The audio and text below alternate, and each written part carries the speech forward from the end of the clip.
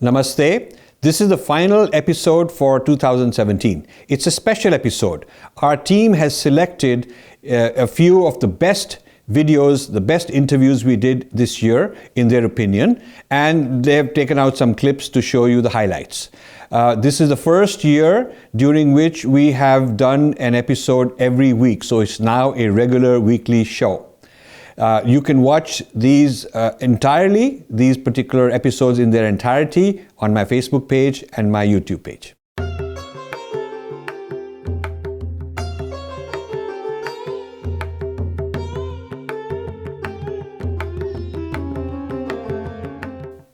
The first clip they selected is one of my interviews with Dr. Subramanian Swamy, in which he explains the National Herald case against Sonia Gandhi and Rahul Gandhi and explains that they are convicts out on bail.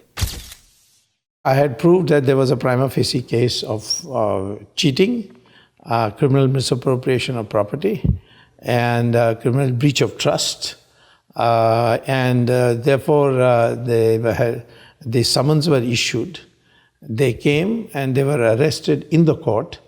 But since I did not object to their getting bail, they got bail for 50,000 rupees surety bond and a surety of Mr. Anthony in the case of Ms. Sonia Gandhi and Priyanka Gandhi in the case of Rahul Gandhi, and they were let out on bail. So technically they arrested people out on bail? Out on bail. Okay. Okay, you can't be on bail unless you are arrested anyway. Right. So now they were made to stand like any accused in the open court. And it had a very electrifying effect on the people that, such big people who were considered untouchable. Very important to do this. Yes. Have to stand like anybody else. Now what has happened is afterwards now the trial is to begin. And the court has to determine whether the trial is worth going forward, whether the material is substantive for conducting a trial which will lead to prosecution and conviction. Now, in that, our CRPC, which is the Criminal Procedure Code, there's a beautiful provision which says that you can ask the court to summon documents that you want. Okay. And that are not personal to the accused, so that the accused should not be made to damn himself or herself. So this whole thing is document-based. There's the beauty of the National Herald case is it's based on documents.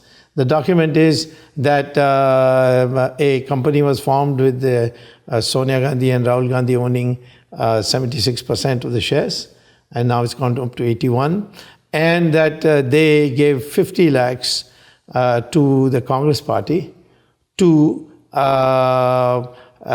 transfer or assign the debt owned by the National Herald Company Associated Journals of 90 crores to them on the grounds that 50 lakhs is better than nothing and it can't. This is a loan that cannot be recovered.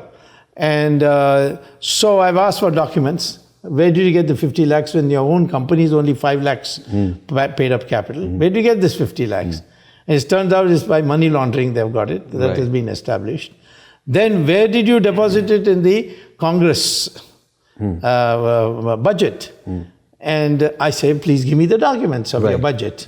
So I can see that actually it has been deposited. And furthermore, you say that you have assigned it. Let's find out whether the Associated Journals actually got 90 crores loan from the Congress party. Where did you put it in the newspapers' accounts? I want those documents. If it was given, it had been received. And if you have now subsequently converted that 90 crores into 9 crores worth of 10 rupees share, that was the price when it was constituted or was incorporated in 1937. Oh. So did you do a share analysis? So zero inflation. That's right. Yeah. And they got 5,000 crores worth of property now. So really robbers with some convoluted deals. That's right. These are all these are all documents. I am expecting the document on the 1st of July. And so this is very strategic in the development of India as a nation. To clean up all this mess, to make a robust country. That's right. The state and people accountable is so important. Now, I believe that in India, if you can catch 5-6 people at the top and send them to jail. Yes. By example Yes. and fear, Right. everybody will become honest. Some top politicians, a few top industrialists. Yes, that's right. They can't. They ought to go to jail. Some right. media guys. That's right. They, all these guys have to be. That's right. This is amazing work. This clip is from my interview with Professor Vaidyanathan, who just retired as professor at the Indian Institute of Management in Bangalore. He will discuss the 2017 GDP of India and the whole black money situation. Why did India's GDP fall? After all, we thought, new government has come, they're putting so much into investments and growth, and for a while it seemed the GDP went up, and then there is demonetization, so we thought now it will actually help the economy. But why did the GDP fall, in your opinion, in India? GDP, if you ask me, actually, the fourth quarter it has fallen. It's not annual, right? We are still, above 7% in that range, actually. And there will be fluctuations. The demonetization did have an impact on the fourth quarter results because of the impact it has created on what you may loosely call the small business, and informal and unorganized groups and other things, who constitute roughly 50-55% of the economy. I would say that our economy is still robust and still very, very active. The thing is, lot of expectation is regarding the government, which I think is not called for actually. If you ask me, our economy is growing in spite of the government, not due to the government. The lesser the government, as the famous old saying of Reagan, you might remember, the 7 famous words, government is not a solution, government is a problem. So, the lesser the government, it would be actually more appropriate and better, right? That is not happening actually. So why? Second is, yeah, please continue. Second is, there are certain very good, well-intentioned suggestions which were taken up initially. For instance, this creation of a Mudra Act in order to facilitate these small and medium-sized businesses, which are the engines of our economic growth, and that has not come through. There is a huge amount of turf war going between what you might loosely call the RBI, Finance Ministry. So, would not immediately conclude our economy is not doing well or anything. It is doing well actually. And one thing is, we are much more transparent than China. Kindly remember, China's numbers are not easily reliable. Every 15 years, like every communist regime, they revise their old slogans. They say that 1 million were killed and then 10 million were killed, like that. Their GDP numbers are not very reliable. And their banking system is in very bad shape. So, as a complete country, it is doing well, relatively, but not as well as being projected by the media. Yeah. So, what about this promise of bringing all the black money back from tax havens? Has that happened? I mean, I don't think it has happened. Yeah, it's a huge amount of funds are still abroad, and let us be very clear, we have not taken any serious steps in terms of bringing it back. The amount is estimatedly between around $1 trillion US. We can put it like that. And everyone is involved in this. Business people, political leaders, sports people, music people. You name one elite group in India, they are involved in that. So in that sense, there is a sort of a radio silence among all. Who would like to bell the cat? That's something, But I am sure the funds would come because of 2 reasons. India is now much more attractive destination compared to many other places where, you get in Europe or other places something like, 2%, 2.5% and other. India, if you just keep money in the fixed deposit, you get 6.5%, 7%. You don't have to do anything. So, as a destination, it is very attractive and reasonably stable now. Unlike the Nehru time and after Nehru what. Today there is much more stable and our country can be. The reason is tax evasion in India is no confidence against the government.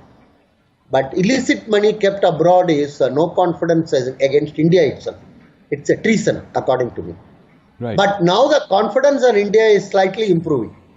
As you always point out, why it is improving? Because the Europeans and Americans are telling that India is doing well. See, Indians will never realize that we are doing well. It has to be told by a white man. If Wall Street Journal says that Bangalore is growing, I believe that. I sit in Bangalore, but that is immaterial. It has to be told by Wall Street Journal. So the white man is today telling India is one of the good destination and opportunity. And not only the funds, one important point, we have huge amount of pearls, gems, rubies, diamonds, and various type of murtis, the idols, which are also in the lockers of several of these tax haven banks, including Switzerland. I think that also has to be looked at. It's a huge, huge amount of funds. One is the bonds and the shares and investments and other thing. Other is this. This is not adequately being talked about.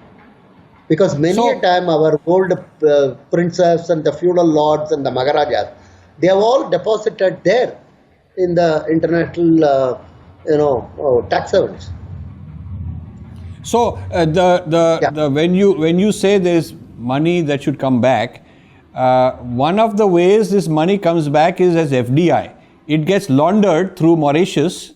So this illegal money goes abroad, and some of it, when they want to bring it back, they clean it up as legal money and bring it back through some laundering services which clean it up, like Mauritius. Participatory notes is a famous thing. PN notes, everybody recognizes that it is the way in which our own money comes back to us.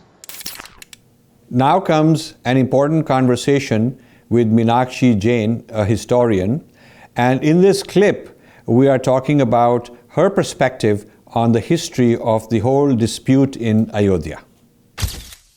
You're known for Ayodhya work. Yes. So now that's a very controversial subject, and it takes courage to take on that. You've done very well. So tell me your work, what it reveals. See, actually, I did not know anything about the Ayodhya dispute. I just had an emotional reaction to the controversy when it broke out. I started studying this subject sometime after the Allahabad High Court delivered its judgment. Soon after that, somebody gave me a pamphlet which was published by the Aligarh Historians Forum. It was mainly written by Irfan Habib. And that booklet was a total indictment of the Allahabad High Court judgment. Irfan Habib, for those who don't know, is one of the preeminent leftist scholars, yes, who's devastated and tried to discard and dismiss and reject every Hindu point of view, or I would say the true point of view. So when I read this, he said that the Supreme Court is going to overturn this judgment. I said, my goodness, is it possible for a court in India to give such a faulty judgment? That compelled me to read the 5,000-page judgment. And when I read the judgment, it was a real eye-opener for me. But what I want to say on Ayodhya, every point that was, trumpeted by left historians was found to be faulty. By the court? By me and by the court also. Okay. By the court, obviously the court did not accept their point of view. So give me some major things they said which are wrong. All right. So I'll just, I can give many examples. But just for the view of the readers, they said that the Ayodhya dispute was manufactured by the British in the 19th century as part of their policy of divide and rule. And they said that there is no evidence of any temple at that site before that. And they said Ram worship itself was a very late phenomena. It was an 18th, 19th century affair. Now, it is one of those ironies of history that documents that were wholly discrediting the left point of view had survived by chance in the Faizabad district court. Because, the British started ruling over Awadh in 1858 after the Great Mutiny. So from 1858 onwards, all disputes on Ayodhya, the record was kept in the Faizabad district court. And it's amazing that those documents survived unharmed for 150 years. So the first document which we have from Ayodhya is 1858. It is an FIR filed by the Thanedar of Awadh. And this Thanedar is filing an FIR that 25 Sikhs have gotten to Babri Masjid and they've started Havan and Puja. So 2 days, so this one paper, small little paper, it has survived from 1858 till 2000 whatever. Then immediately 2 days later, the Muttawalli, that is the superintendent of Babri Masjid, he also files a case in the Faizabad court in which he says that these Sikhs have entered and they are doing Havan and Puja, and with koila, charcoal, they have written Ram Ram all over the walls of the masjid. And he also says that before this period, before this incident, the Hindus were already in control of the compound of Babri Masjid, which they regarded as Janam Sthan, and they were already there. That was already in their possession, but now the inside area and the outside area, both the areas are open to them. So the Allahabad High Court regarded this as a very, very important fact bearing on the case, that there is a Muslim source which says that from 1858 the Hindus are inside and outside the court. Excellent. So what else was, so this is a big defeat for the left. Yes. So from 1858 till 1949, till the idol was placed inside the Babri Masjid, there are so many court cases where the Hindus and Muslims are fighting. And I'll just give you one example. I think it's in 1888 that the Babri Masjid Matawalli, he files a case in court and he says that up till now, at the time of Ram Navami and Kartik Mela, the Hindus used to set up shops, prasad shops, flower shops, fruit shops inside Babri Masjid because so many people would come and they would make a sale, and the agreement was that we would share the proceeds of the sale between the Babri Masjid. What year is that? About 1888. Okay. The exact year is there in my book. So he said this year the Mahants of the Janam Sthan, they have unilaterally changed the sharing basis without consulting us. So please, he tells the British authorities, please reinstate the old sharing basis, that is 50-50. So these are some very startling things. So what do the Muslim sources say? Now there are two recent works that have been published which people interested in the Ayodhya dispute should be aware of. One is the autobiography of K.K. Mohammed. He was an archaeologist with the ASI, and he has said that there was a very serious thinking among the Muslims that let us hand over this site. When the controversy broke out. Okay. Around 1989. That controversy, not the recent. Okay. 1989. Right. Okay. When the 1989. Okay. So he said there was a strong thinking among the Muslims that let us hand over this site to the Hindus because it's of so much significance to them. But he says that a group of left historians convinced them that you have a very strong case, don't. So it's the leftists who created a rift between Hindus and Muslims, and he says, because they were ready to sort it out. Yes, and he says that they prevented an amicable solution. The clip out of my Aditi Banerjee interview is significant because here she discusses her views on Jeffrey Kripal, who became famous as a Hinduphobic scholar, criticizing and demeaning Sri Ramakrishna. Another is Jeffrey Kripal, and this goes back to what you were mentioning about Sri Ramakrishna and Swami Vivekananda. So Jeffrey Kripal actually did his PhD under the guidance of Doniger, and his dissertation was about Sri Ramakrishna, the founder or the spiritual figure behind the Ramakrishna mission. And for his dissertation, he actually went to Bengal to the Ramakrishna mission to take help from them.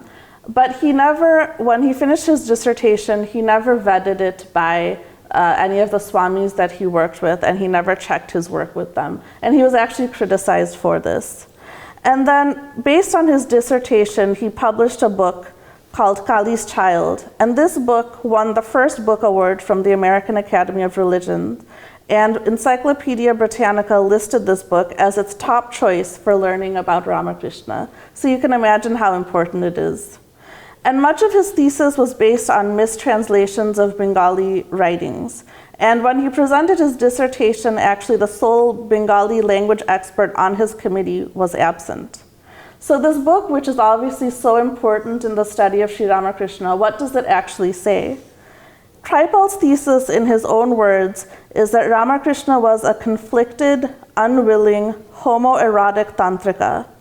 His female tantric guru and temple boss may have forced themselves on the saint, but Ramakrishna remained a lover not of sexually aggressive women or even of older men, but of young, beautiful boys.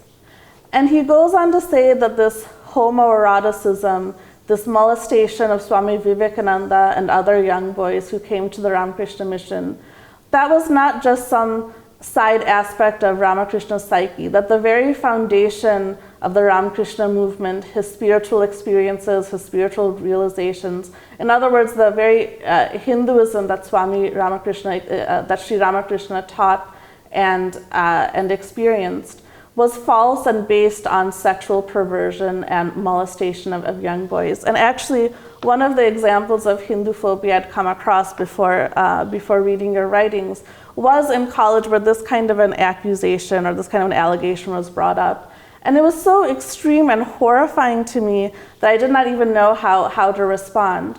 And I think in our culture, we're taught to defer to our teachers and to respect our teachers and professors. So even though as a child I had a picture of Sri Ramakrishna, Swami Vivekananda, Sharada Devi in my bedroom, I would worship them. I read all of Swami Vivekananda's books. Despite all of that, when I came across this kind of accusation, it was really world-shaking, because I thought a professor is saying this, a college professor who has studied so much and should know so much. So have I been wrong all my life? So this is the kind of power that these academics have. The doubt they can put in young people. Yes. Because they have authority. We've given them the adhikar by mistake. Right. Yeah. Right. And at that time, we didn't have anything on the other side. So this is the kind of impact that they have. And actually, it would be one thing if these kinds of accusations or these kinds of fantasies or delusions were based on anything, if there was scholarly rigor behind them. Then you can reach conclusions we may not like, but we would say, yes, this is genuine scholarship and we have to confront it one way or the other. But this was all just speculation, not based on anything. It was said that the translations that Kripal used in coming up with this work were based not even on the primary or secondary meanings of Bengali words in the dictionary, but just some really speculative, loose translations of the language. He was not a Bengali expert, and he really saw in the works on Ramakrishna what he wanted to see rather than what was there. So I think this brings up a very interesting point. The whole postmodernist methodology says you can pick and choose. One of their famous statements is the author is dead, which means whoever wrote the original text is gone, is irrelevant. We today can interpret it for our purposes. We can give it the meaning. So the author in our system, in our tradition, when you interpret Shastra, you want to look for what was the author's intention. Mm-hmm. With what intention was this written? The postmodernist says the author is dead and his intention is irrelevant. We impose or we project on it our intention or our purpose. So if our purpose is Hinduphobia, we look for that. If our purpose is to say that there is exploitation, there is oppression, there is social injustice, we look for that. Even though we may be doing a cut and paste and bringing things together, people get away with it. And the postmodernist approach allows that. It's very difficult to argue, and if you argue against it, they'll call you chauvinist and so on. This clip is from one of the most important investigative reports we did in 2017 about how various acharyas who are doing great work helping the Dalits and underclass in India are being targeted and attacked by Christian evangelists because they feel that they are hijacking the work that the evangelists would like to do. So in this particular clip, it's about the Kanchi Shankaracharya's, how and why they got prosecuted under pressure from these kind of groups. as we all know, the Kanchi Shankaracharya has a long track record of leadership, both in the spiritual as well as the social realm, for all people across India, across all communities. We'll specifically look at the work and the outreach he has done for people from the Dalit communities, especially in Tamil Nadu. He has broken a critical stalemate. In 2002, he actually offered worship at a temple where the priests are Dalit, and in a region which had seen a lot of conversions of Dalit people by various forms of coercion and by inducement. And he has reached out in such a way. And again, he has frequently visited Dalit localities, Dalit villages, and met them, spoken to them. And along with that, he has also been instrumental in helping Dalit people get on their foot by forming organizations and giving them a forum to actually gain social strength and social dignity of their own by themselves and for themselves. So this is one example of the kind. These are several examples of the kind of Dalit outreach that he has done. So in the first slide, what the point being made is that he broke a certain practice where the Dalits felt they were not included, and he went to them and personally visited them, brought them into the fold, gave them equal status, so this is the point of the first slide, I guess. That is correct, sir. So this gives us a little bit about the kind of work he's done. Now tell us how and why people have persecuted the Shankracharya of Kanchi. I can probably talk to first how there was a lot of persecution and harassment of the Kanchi Shankaracharya, and then we can I can talk a bit about the possibilities why they actually engaged in such an behavior. If we go back in 2004, there was a murder of a person called Shankar Raman, who was the manager of the Varadaraja Perumal temple. It was a shocking murder because the murder actually happened in the premises of a temple, and based on circumstantial evidence or suspicion of evidence, the Kanchi Shankaracharya, both the junior and the senior pontiffs, were included as possible accused, and they were included, and we all know about the way in which they were arrested and they were treated and arrested and jailed and treated. What I want to focus on, and is the behavior. I think people should be reminded they were arrested on Diwali day. Yes. And Jayalalitha's government did that. And there were certain people behind the scenes who were well-known Hindus who allegedly played a role in making this happen out of jealousy, rivalry, or whatever. So let's continue. Yeah. Yes. If we go to this period and the kind of behavior the press in general engaged in, and less known to the public, general public outside of Tamil Nadu, the kind of behavior the Tamil press engaged in. There was, first of all, there was one particular instance of a murder in which the Shankaracharyas, both the junior and senior, were included as possible suspects. And around this, there was a trial by media in which unrelated cases were dug up, stories were dug up, lurid stories were published, and there was in general there was a media frenzy that occurred. So we just take a couple of examples of an individual called S. Anand, who used to write in Outlook India and who is currently a publisher of a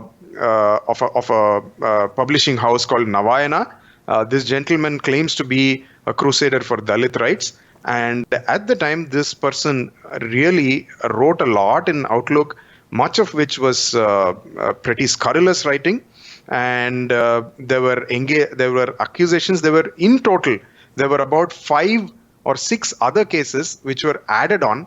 And out of those, one of those cases, there was found to be no prima facie evidence, and the case was dropped. In, of course, the Shankaraman murder case, the murder case itself, all the accused were acquitted of all charges.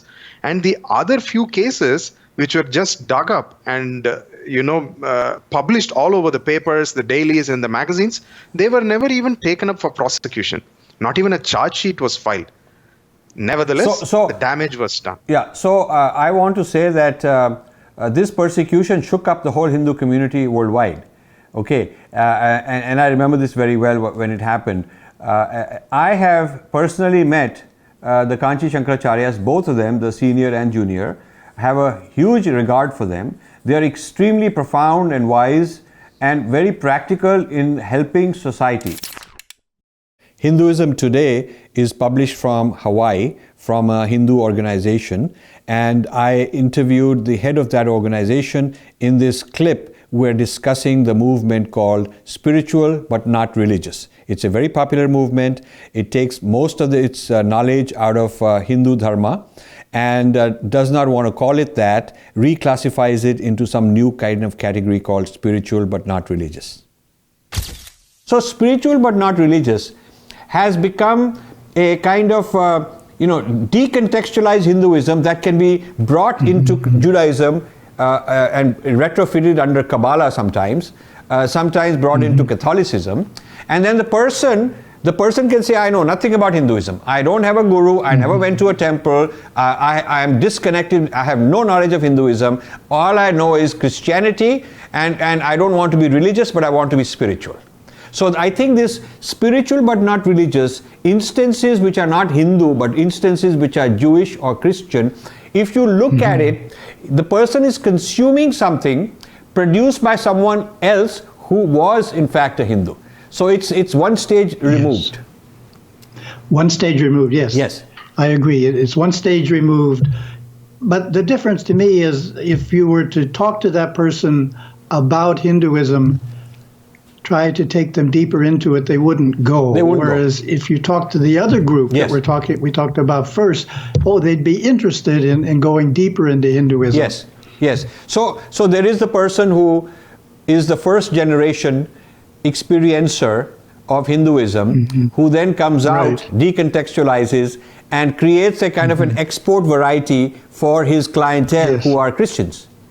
He's an ex-Hindu who has now become stage 2 or stage 3, and he's writing books, and he's creating this Christian yoga. He's doing all of these things, and he's come up with John of the Cross developed meditation, and all of these kind of very fancy, he looks for old texts with some shred of similarity, so that he can say, well, it all came from there. So he's rehabilitating Hinduism or recontextualizing, reformulating it in a Christian kind of a package, because his clientele want to say that they are Christians. And what he's selling to them, the buyers of this are the ones in that other category who are not Hindu, who don't want anything to do with Hinduism. They are in fact allergic to Hinduism. They want to be Christians, but they don't want to be religious Christians. They want to be spiritual Christians. I think it's important to understand. I would like to talk to the professor who wrote that article, but I would say that almost every single person I've come across who denies Hinduism, who denies he knows anything about Hinduism, who says I'm a Christian but I'm spiritual and I'm doing all this meditation and yoga and this vegetarianism and veganism and all these kind of things, or who says I'm a Jewish person and I'm doing all these things and I want nothing to do with Hinduism and I don't know anything to do with Hinduism, those spiritual but not religious examples are people who are the consumers of this kind of a product, which has been marketed to them, supplied to them by producers who are the ones who are first generation U-turners. I see. Yes, that's a good point. Do you agree with that? I mean, I have a lot of examples of this. I mean, I have examples like, for instance, I agree. Yes. Yeah. For instance, in the U.S., there is a Father B. Griffiths movement, and they're practicing his teachings and his meditation in several dozen ashrams and churches. Now, Father Beat Griffith was one kind of person in terms of his relationship with Hinduism, because he was so deeply immersed, he couldn't deny he got all these ideas from there, and he was reformulating them for a different audience. But these people, tens of thousands of them in the United States particularly, they can say, we don't know anything about Hinduism. We just got it from Father Bede, or we got it from some other teacher, and we don't know anything about it. So I think there is a middleman who serves as a sort of a person who can change it's sort of like money laundering, where money becomes clean, it's given a new identity, it's given a new ownership. This is some kind of a laundering of cultural assets. Because the man in the middle takes something which is clearly Hindu, repackages it, comes up with a whole different way of looking at it, and his consumers don't have to know that it's Hindu. His value added is that he can give it to them in a way that the origins and sources are totally disguised. Our team's final selection for 2017 is this clip from my interview with the head of Holi Yoga. Now that's an important movement, part of the overall Christian yoga movement. A whole lot of Christian organizations are co-opting and hijacking yoga and Christianizing it. So here is my interview with the head of this movement. Within Hinduism, there are various styles of prayer, like lighting of incense, storytelling. Hindus tell a lot of storytelling, worshipping in song, fasting, and many other practices that become incredibly meaningful to the Hindu when adapted with Christ at the center. So when you adapt all these and put Christ at the center, okay, it's very powerful for the Hindu people. Yeah? So it enables them to see Jesus more clearly when the Western garb of Christianity is removed, and they are able to worship in a way that is meaningful to them. So if you remember a few slides earlier, I showed you that St. Paul had done exactly this in the early years of Christianity with Jews and with pagans, trying to bring them to Christianity by adopting their symbolism and a lot of their stuff, but not compromising the core principles that are not negotiable in Christianity. Yeah, and now he said that that's a way to spread. Christianity in the last 2,000 years used this in South America, in Africa, they use it very successfully. They're using it incredibly successfully in India. So, now in this slide he now comes to yoga. He says, is it possible to take yoga and place Christ at the center and use it to share his love and salvation with those who would otherwise never enter the doors of a church building or Christian community? My argument here in this paper is a resounding yes. So he's built the case that Christianizing yoga is an example of, just like Christianizing, satsang and Hindu dance and Hindu clothes you wear. So all these things which are not threatening, they're not contradicting or opposing Christianity in any serious way, we might as well adopt them because it makes us more easy to be received as a friendly person. And the Hindu who converts thinks that he hasn't really compromised or betrayed anything because most of the Hindu culture is still there. This is why in the Christian discussion on Hinduism, they're very, very careful in their vocabulary. They have something called Hindu culture, which they call Indian culture. And that Indian culture is a lot of Hindu agama, Hindu rituals, they call it Indian culture, but it is not Hindu because they've removed the meaning. They've removed the meaning as per agama, as per Hindu texts.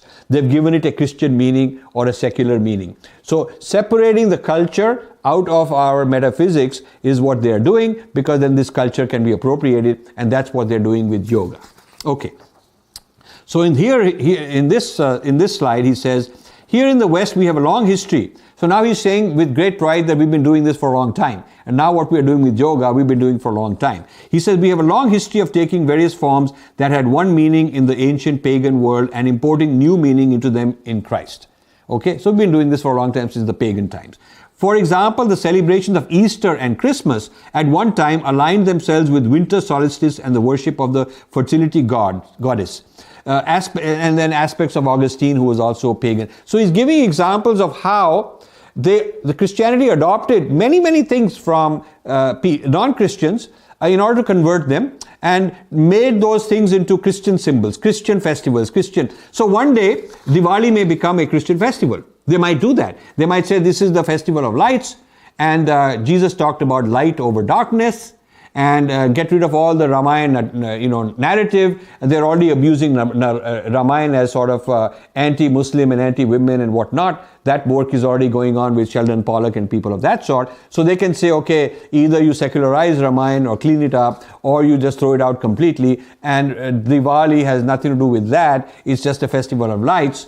And so just like they're saying about yoga, that yoga was already there, Hindus appropriated it, everybody had it, so we are bringing it into Christianity, nothing new. So this is part of a very big strategy. What I want you guys to know is this is not some random, light, easy, simple thing going on, very innocent like they try to make it out to be. This is a very well thought out strategy. It has a long history of 2000 years. It has succeeded. We better wake up and understand for what it is. With these, we close our program for 2017. I look forward to seeing you in the new year. Happy New Year to all of you. May 2018 bring all the happiness, joy, and success in your life. Thank you for your support, and we'll be back in a few days. Namaste.